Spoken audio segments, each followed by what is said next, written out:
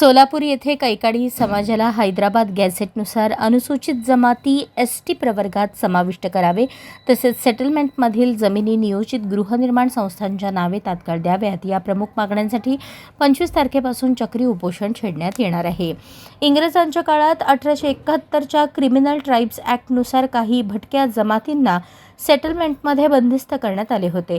स्वातंत्र्यानंतर 1952मध्ये गुन्हेगारीचा शिक्का हटवण्यात आला असला तरी आजही या जमातींना सामाजिक उपेक्षा सहन करावी लागत असल्याचे वक्त्यांनी सांगितले.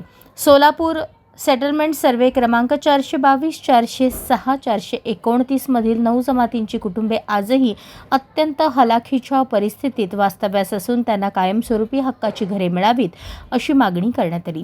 या पत्रकार परिषदेत SL गायकवाड आणि डॉ. शिवलाल जाधव यांनी सविस्तर माहिती दिली. मोहन शिंदे, नारायण गायकवाड, बापू नंदुरकर, उर्मिला पवार आणि ॲडव्होकेट रेखा माने आदी मान्यवर उपस्थित होते. प्रशासनाने तातडीने सकारात्मक निर्णय न घेतल्यास 25 तारखेपासून चक्री उपोषणाद्वारे आंदोलन तीव्र करण्यात येईल असा इशाराही यावेळी देण्यात आला.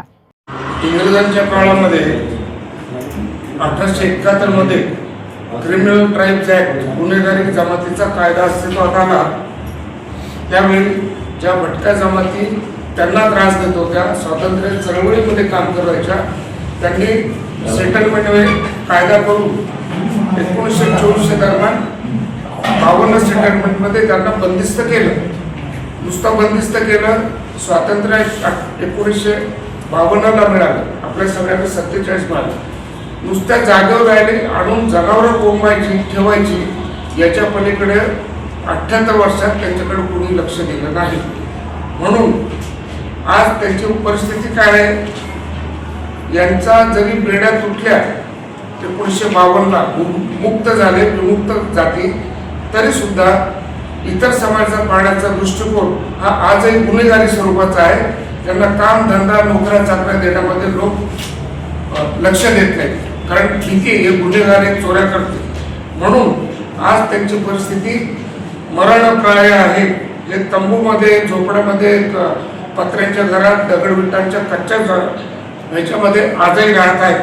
थोडेफार लोक सुधारले, पण 99% समाज हा आजही मरणप्राय स्थितीत आहे. तो तुमच्या समोर सोलापूरमध्ये सेटलमेंटमध्ये आहे. जिथं मी राहतो मुंबईला, तिथं सुद्धा तशा परिस्थितीत होता. आम्ही तिथं आंदोलन करून सरकारकडून ती जागा नावावर मिळवून घेतली आणि आज प्रत्येकाला 100 फ्लॅट मिळाले आणि उत्तम जीवनाची त्यांनी सुरुवात केलेली. कोट्यावधी रुपयांची मालमत्ता त्यांची झालेली.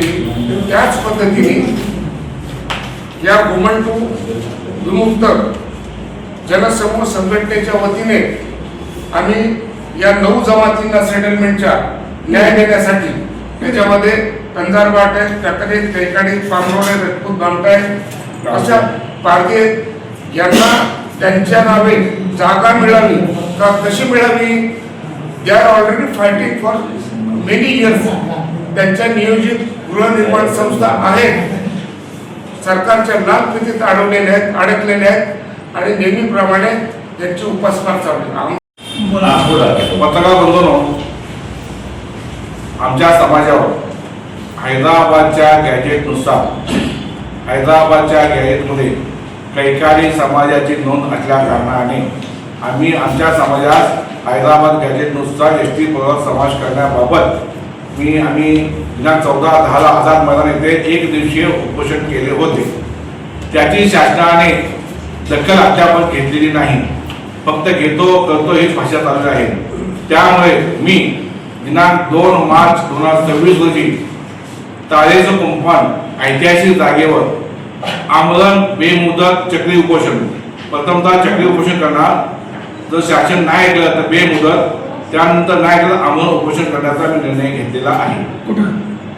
सोलापूर सेटलमेंट येथील जागेवर, सोलापूर सेटलमेंट येथील तारेचं कुंपण ऐतिहासिक जागेवर या हैदराबाद गॅजेटनुसार कैकाडी समाजास आरक्षण मिळावे म्हणून मी बेमुदत उपोषण तिथे बसणार आहे. आता पुढील विषय शिवलाल जाधव हे बोलतील.